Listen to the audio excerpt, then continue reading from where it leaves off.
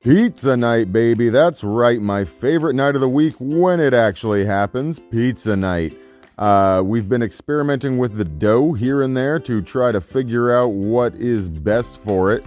Now, this one was balled up yesterday, 24 hours in advance. And honestly, I don't think I would like to do that again. I think in the future, I will ball them up the day of and pull them out a few hours ahead of time like I've always done. But I wanted to try something to see if if doing something different would have a different outcome, and obviously it does. But if it's for the better or not, that's debatable. So today we tried to ball the doughs up about 24 hours in advance, and I wouldn't do that if I were you.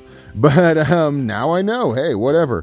But this is a broccoli, cheddar, and Parmesan pizza, and I must tell you, these fuckers were absolutely delicious. If you've never tried a broccoli pizza, I highly recommend it. This one has a nice white sauce. It's got some garlic in there, a little bit of chili flake. I'm finishing the crust up here with some salt, pepper, and a little bit of garlic. And these pizzas are absolutely delicious. I'm telling you, this is a fantastic combination. If you've never tried it, you absolutely should, because these things will change your fucking life. I'm telling you.